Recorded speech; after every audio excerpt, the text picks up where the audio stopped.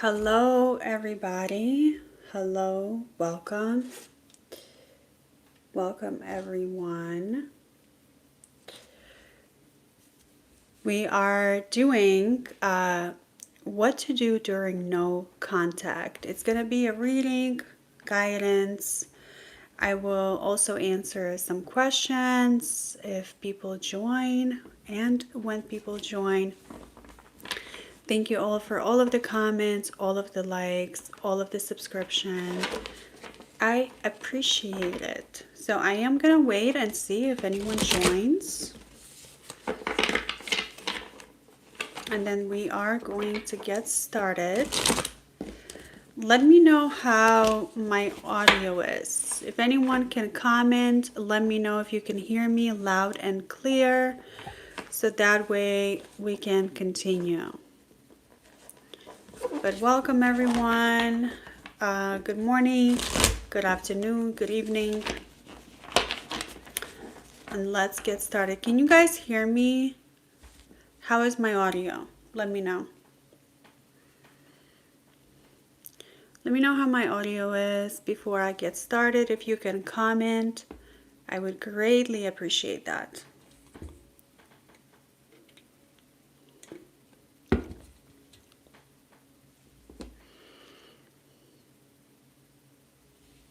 All right, so I'm guessing my audio is okay. No one has said anything. So, all right, so no contact. Audio is perfect, Miss Manny. Thank you. I like the way you said that, Miss Manny. All right, so no contact. Pretty sensitive topic for a lot of people, you know, when your person or your ex ghosted you. They, they just left without any explanation, or there is silence between the two of you, right? So for some reason, either the person has blocked you or you blocked them. You said, I'm going to protect my peace. I'm going to move on. So whichever situation that you in, whatever situation you in, whichever way no contact was initiated, we're going to look into that. What to do during no contact. What do you need to do to make sure that you are taking care of yourself, that you're putting yourself first? And we are going to look into different scenarios that could be happening with your person, to your person, what really went wrong, what caused the no contact right now. And then, yeah, and then we'll see what else is going to come up in this reading. So welcome everyone. I'm glad that my audio is working. Where is everybody from? Let me know in the comments before we get started. Let me know where everyone is from. Also, let me know if anyone is going through no contact right now. Is that something that you can resonate with?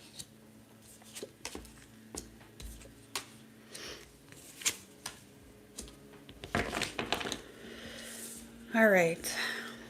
So first things first, what I want to say is that even before the breakup happens, or even before no contact happens, there's already underlying issues that were happening between you and this person, right? So there were a lot of arguments, a lot of tension, it seemed like the both of you had argued about the same thing. You know, the issues were, there were some common issues that kept coming up in the conversations in a relationship between the two of you. So the tension was already there. All right, the crack in the foundation was already there. And I definitely see you as someone who had a leverage in this relationship, or someone who was much more attuned and much more self-aware, and someone who was much more secure within yourself than your person was. So then your person, instead of working on themselves and making sure they're taking care of themselves and able to show up for you in a relationship, they would, they felt threatened by you. They felt threatened by your confidence. They felt that you were taking away their shine. They felt if you continue to shine as bright as you did, that you would cheat, right? So your person would even accuse you of cheating. They would get jealous. They did not trust you fully. And they would make excuses to as to why, they're not feeling secure. So something to remember, the crack was already there in the foundation. So even before no contact, it was already there.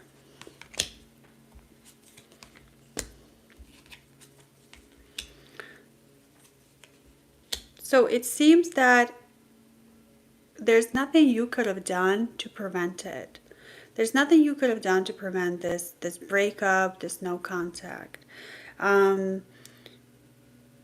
I see that for some of you, your person had decided to walk away, right? And you are left with this heartbreak, with this love for your person, and you're feeling, you definitely feel abandoned, you feel alone, you feel that there was love there. There was, a connection. You had lots of hope for this relationship. You feel disappointed that it happened this way. So some of you are definitely feeling like this could be the love of your life, or you're feeling like this could be that one person who's meant to be in your life. What I can tell you right now is that if you're not able to if you're not able to build a relationship with someone, if you are not communicating with this person, right? If the both of you are in no contact, there's nothing you can do about that. There's no way to build a relationship with someone like that, right? So you gotta remember, if this person is not in your life, then it's not meant to be for now. And I would hate for you to think that, oh, then that's the love of my life. All right. So you really have to challenge the way that you look at love. If you look at love as a struggle, if you think love is a struggle, if you think that in order to love someone, you have to go through ups and downs, that's false. If you think that love has to be passionate, yeah, it's good to have passion and love. But it's not necessary that it's up and down. It has to be steady and it has to be calm.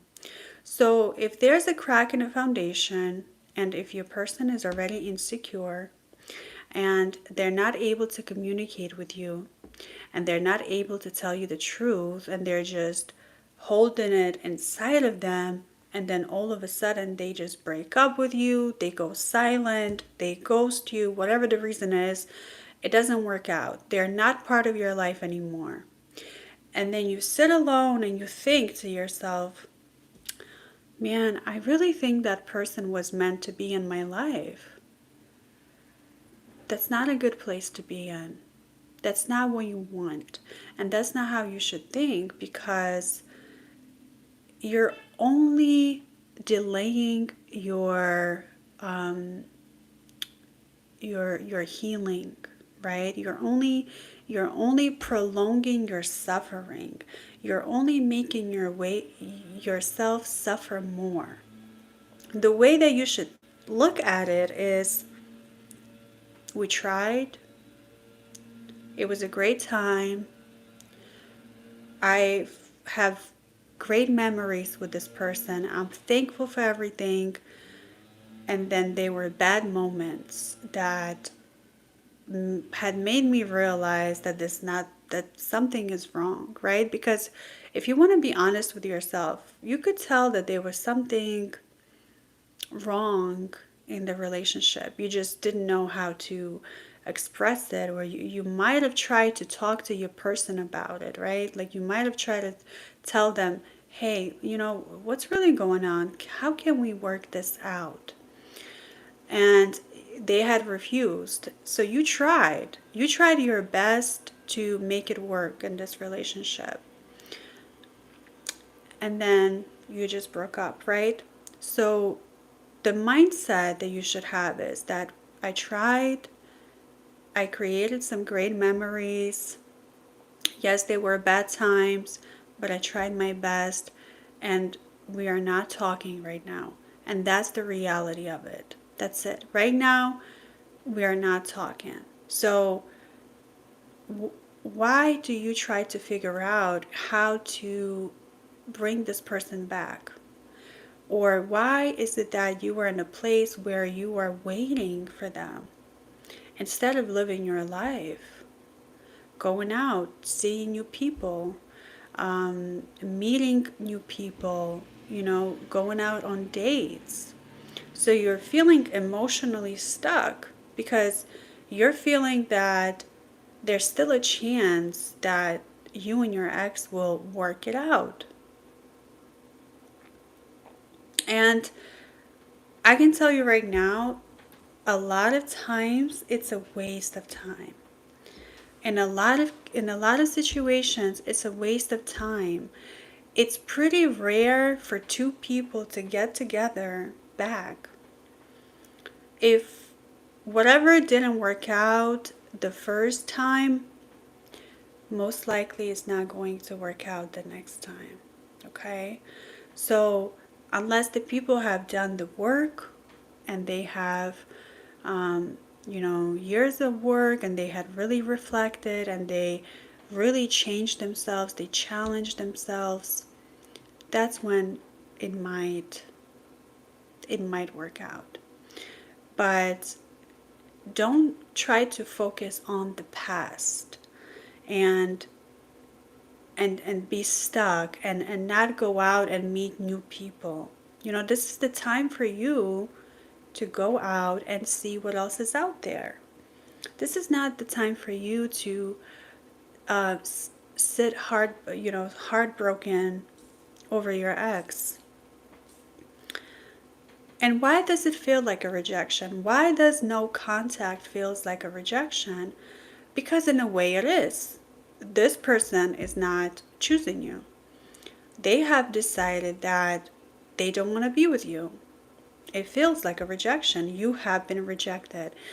And if you're not able to sit with that and feel it in your soul, in your body, and if you have been doing things that will, to avoid it, right? Like a distraction. If you're doing something that you use as a distraction that is not in a healthy way, like when I say go out and meet new people, I don't want you to use that necessarily as a distraction, as it's like, oh, I'm just going to do it, but in reality, you're not ready. Or if you, a lot of people have like addiction problems, right? So what happens is they will get addicted to something to get distracted from the pain that they're feeling, right? It could be different substances. So that's not the way to do it. You don't want to do that. You want to make sure that you're doing it in a healthy way and grounded way, right?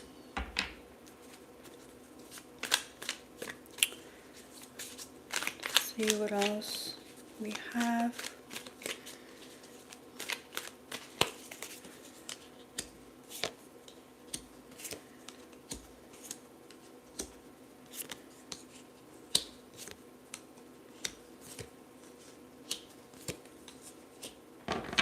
All right. So for those of you who are still are reaching out to this person, or you're begging for this person to come back into your life, God forbid, please don't do that. Please don't do that. I promise you, you will feel 10 times worse, if not 100 times worse, if you go back to the ones who have hurt you in the first place. Right? Because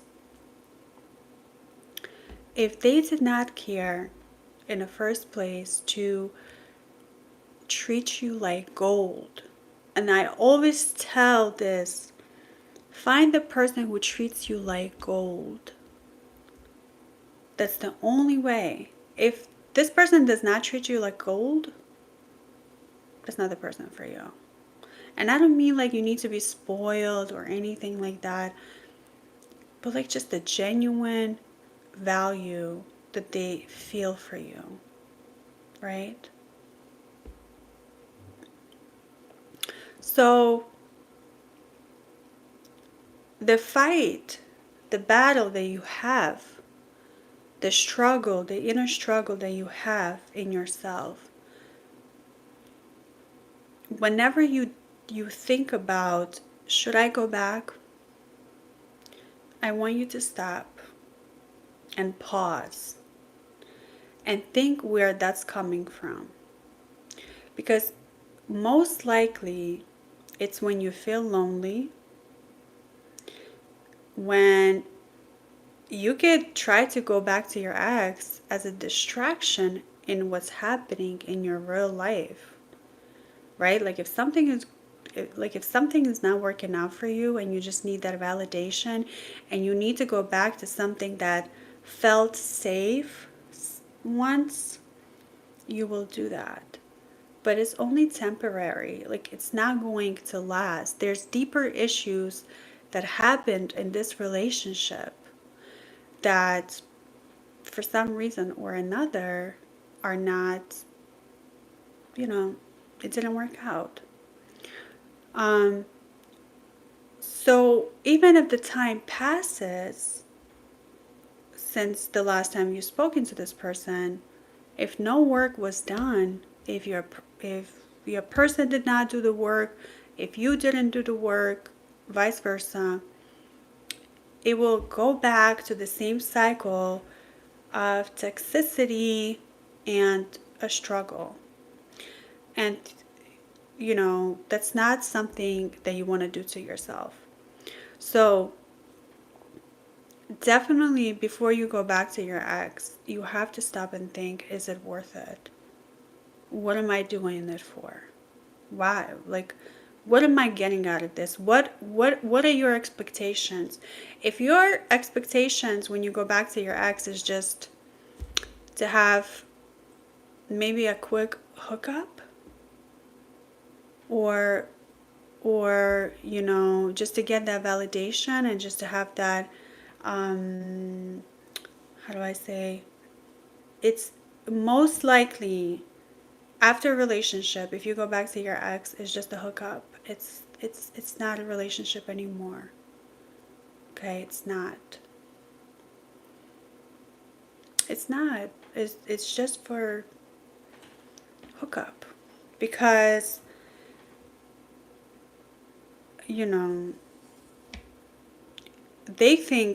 they know that you will agree to that, because you might want something more. You might want a real connection. But if they were never able to give it to you in the first place, if they were never able to give you real connection in the first place, what makes you think that they'll do it again when you go back? They're not going to be able to do that because they haven't done the work. So definitely take a pause. And the best thing to do during no contact is to think, why did I choose this person in the first place? Because once you do the work, you're going to be like, oh my gosh, I can't believe I actually was with this person. Depends on how bad it was. But for a lot of people, after some reflection, they feel disgusted with themselves that they actually chose this type of person and that they allowed so much disrespect and mistreatment. And the worst thing to do is, you know, feel disgusted with someone you used to be with and then still go back to them. So now you're betraying yourself, and you're violating yourself. You're violating your boundaries just because you feel lonely, right? Just because you feel lonely at night and you don't have anyone else to call, and you're like, oh, let me just call my ex because why not? Right? Because maybe you're thinking to yourself, maybe this is real love. Maybe this is my soulmate. Maybe this is the one I'm meant to be with. Maybe, but sometimes it's not like that. Sometimes it's not that simple, right? Sometimes it's not that simple to just say to yourself, to lie to yourself, oh, this is my soulmate. We meant to be together. No. No. Your soulmate will never disrespect you, will never cheat on you, will never call you out of your name, and, other things. Someone who will actually make you feel safe. And I know for sure you did not feel safe in this connection, in your previous connection, right?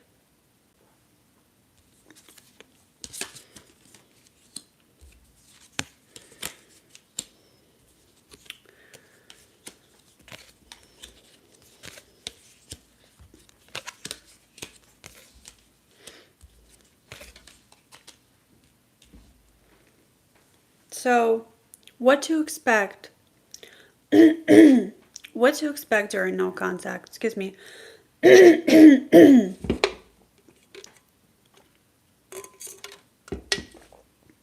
have to realize it will hurt. Good morning, good morning. It will hurt. It will not be easy. All right? You're grieving. It's a grieving process. It's literally like death. When a relationship ends, it's death. It's death of a connection. The connection is not there anymore. That's it. It's done. And obviously, as human beings, we are social creatures. We love to connect. We love connections. So when a connection dies, that makes us feel threatened for our life. That makes us feel like, what am I going to do now? Where is my life going? Like it's more of a subconscious mind. But you're thinking you want your ex back is because you love them. You can't live without them, and they're the only one for you. No, that's not true. You literally just feel abandoned and you're grieving a relationship. So it's a process. There's going to be steps. There's going to be different stages that you have to go through. But anytime you go back, once again, it's unique in every situation. But 99.9999999% when you go back to your ex, it's not going to lead to anything good. It will only give you another heartbreak. All right? So just remember that. Always take a pause and find rituals or find some kind of reset for yourself whenever you feel that itch to text them or to call them. You know, you're like, what can I do instead? Because then it becomes like a dopamine high when you were depleted from their attention for so long. You know, when they never gave you that validation that you wanted, they never gave you that reassurance. They would always breadcrumb you, you know? Even in a relationship, even when you're trying to get to know them, they never gave you themselves fully. It was never them that was with you. It was like it was fake, right? And then when you go back and they give you like this a little bit of attention, it's a dopamine high. You're like, whoa, oh, this feels good. Oh, they love me. Oh no, they do really appreciate me. You know, you lied to yourself because you can't tell what's really going on. You don't want to face the truth. And the truth is, it didn't work out. You tried your best, but it didn't work out. And it's best to leave it behind. It's best to move forward and never go back. There are some instances when you can go back, right? And first of all, hey Aris, how are you? So first of all, what are some instances where it's okay to actually go back, or I would definitely advise you not to go back, but say for example they come back. If your ex comes back after no contact, what do you do? It depends on the breakup, right? It depends on the context of a breakup. Depends on the context of the relationship. If the relationship was abusive, no. The answer is no. The breakup was abusive, you know, just the way that they had left you, um, just ghosting. You know, if someone ghosted you, that's it, it's over. That means they don't even have enough maturity to tell you, like, hey, I'm sorry, I'm just not feeling it anymore. And they just like disappear. You getting to know someone, you having a connection, you having a relationship, and they just disappear. That is the most coward way to end things, and you don't want to be with a coward. So then, but say for example, it was a pretty good relationship, and it was, you know, a mutual breakup, or it was just the wrong time, the right person, or the wrong person at the right time, you know, you feel pretty good about them. And they come back and they say, hey, and most likely they're not going to even tell you what they want. They're just going to check in and say, hey, hi, how are you? What are you up to? Like, to check your temperature. And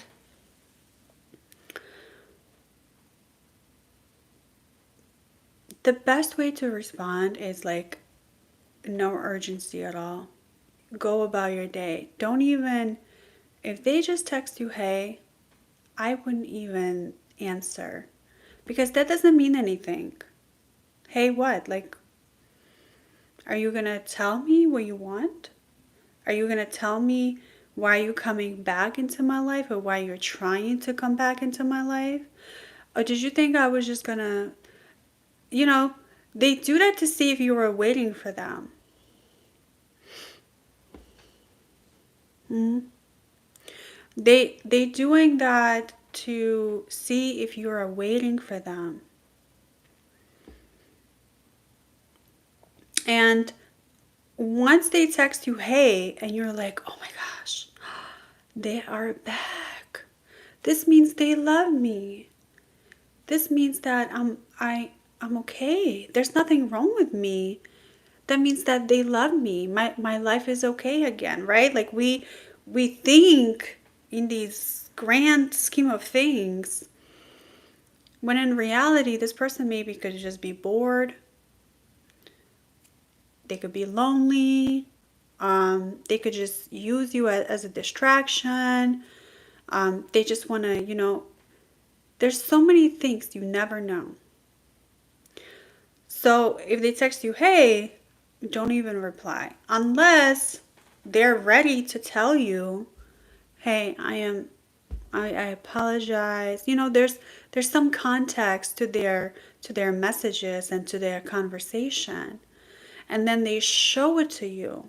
And this is only if the relationship was pretty okay. Like once again, if the relationship was horrible, if the relationship was abusive, no, you don't go back. Thank you, Eris. Thank you. Hi, can I ask you a question? Absolutely. What is your question? Let me know. What is your question? Why is no one liking? This woman is awesome. Thank you. I appreciate that. I appreciate it because no contact is it's such a hard place to be in. I've been there. I've been there. And there's so much information on the internet, what to do, what not to do. You know what's best. You could listen to me. I can guide you. I can tell you my perspective. You always know what's best for you. But I always say, make sure that what you're telling yourself or the answers that are coming up for you are really, really the truth, because sometimes you could be thinking or you could be feeling that the best thing to do is to go back and give them a second chance. You're literally thinking that, right? But then you ignore the rest. You ignore the noise. Sometimes it's hard to see clear inside of an emotional noise. I completely agree with you. Yeah. Are you guys in no contact? Or anyone is during silent moment with you and your partner? Let me know in the comments. My fiance broke up with me on my birthday. Oh, I'm so sorry. She feels bad. Well, happy belated birthday. I'm not sure when your birthday was. She broke up with you on your birthday? Man. That was personal. She feels bad. What do you mean she feels bad? Are you guys talking right now? Are you guys back in community? What do you mean? Does she feel bad? Is that what you're asking me? Oh, does she feel bad? Is that what you're saying? That's horrible. Oh my gosh.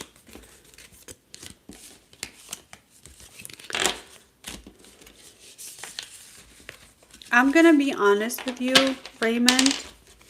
Even before I pull out my cards to see your situation, I can tell you right now, I don't think she was ready to get married or she wanted to. Because it was almost like the fact that it was on your birthday, it's such an important day to celebrate you. It's almost like, hey, I don't know how to say this, but I just can't do this. And I don't see her knowing why. She's just not ready. Do I see her trying to come back? Okay, let's look into that. Let's look into that.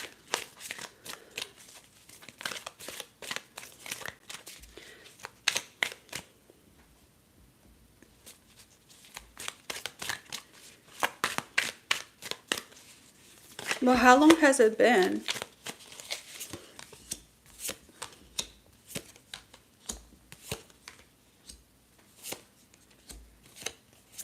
Okay. Well, are you ready for this? By the way, I'm someone who always speaks the truth.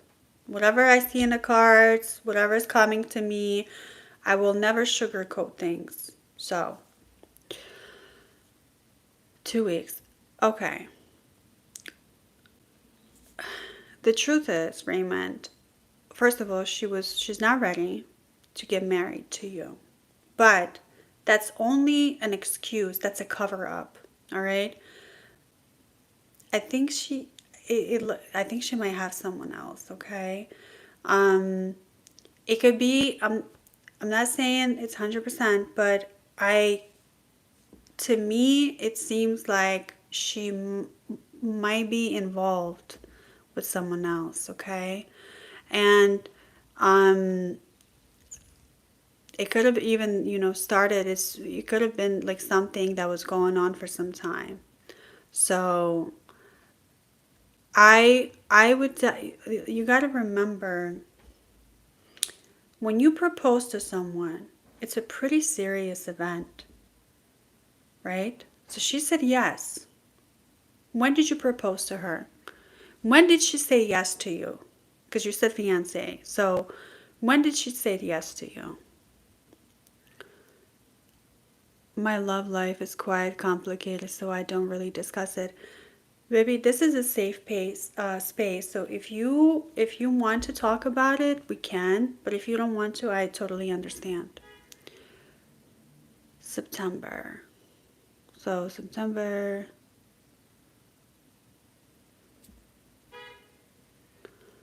Yeah. Um. I honestly, she already had someone, or she was working on it. I don't think she even expected you to propose to her. I don't think it's something that she expected. And my only concern for you is that you're in such a heartbroken place. So I would definitely even really think about this. Once again, proposal is a pretty serious thing, right? You're not there to play games, right? Like you told this woman, look, I want to spend the rest of my life with you. And she said yes, and she lied. Okay? So she lied. She didn't want, so instead of owning it up to you and being truthful and like breaking your heart, then she lied and she said yes. And then she waited until your birthday to be like, I'm sorry, I can't do this anymore. Like, is that someone you want to be with? I'm not, look, I understand. We're human, but this is just something to think about. For now, instead of thinking, will she come back? You want to think about, your boundaries and the type of people you choose in your life and what's making you want to go back to that. Someone who decided to, for some reason or another, that she doesn't want to be in this relationship anymore, right? Um, so think about that. And I'm sorry that happened. That's horrible. Hi, Bridget. Can you look into me about my love life? Yeah, is there a specific question you have?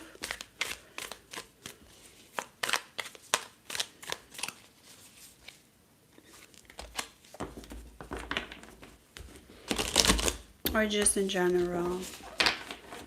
RJ, is he thinking about me? Who is he? What is the name?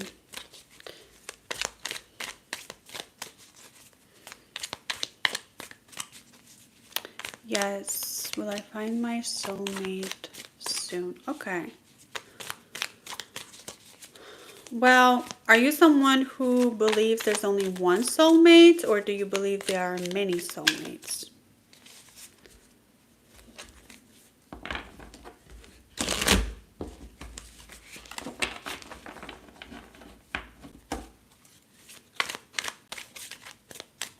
ask that first.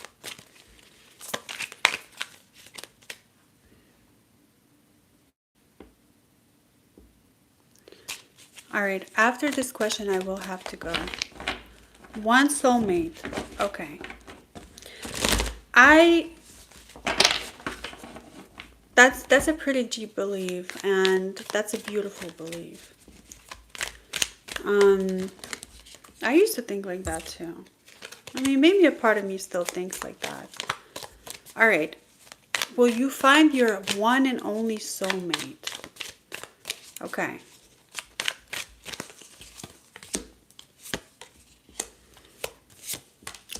Well, I think the problem here is that you use that as a crutch. I'm going to explain what this means. So, you think there's only one soulmate, like a certain person that needs to be in your life. And I get that. Like, you have standards, you know what you're looking for.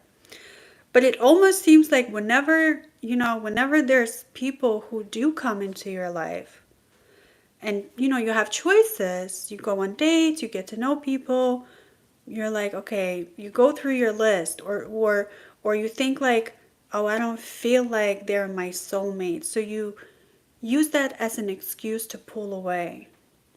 So really, I think what's happening is that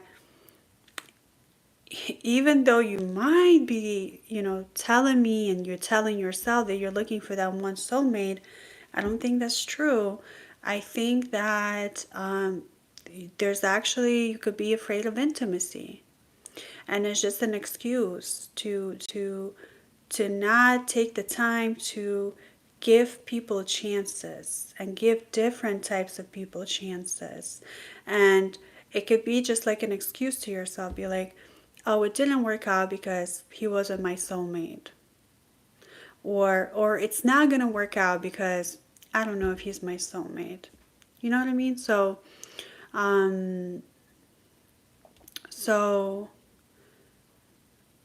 that's something that's super important to like realize. It could be, it's true. Yeah. Yeah. You know what I mean? So it's like, try to like challenge that belief. Like, I don't want you, I think it's a beautiful thing I think there's like that one person for you, absolutely. But also, I don't want it to stop it or prevent you from trying new people or trying new things, and not have that excuse, and just, I think you should go deep within yourself and see what's happening there. Okay? Perhaps, baby, my phone is about to die, so I would love to answer that question, but unfortunately, I don't want my phone to die while I'm on a stream. When will I be on my stream? You know what? I will actually go to probably stream tomorrow. Tomorrow's Wednesday. Not area code. What's the, what you guys, Eastern time? Same. Eastern time. I'm in Eastern time. So right now it's 9:48 a.m. Yeah. Depending on where you're located. So tomorrow is Wednesday. So probably, oh, you're in Eastern time. Great.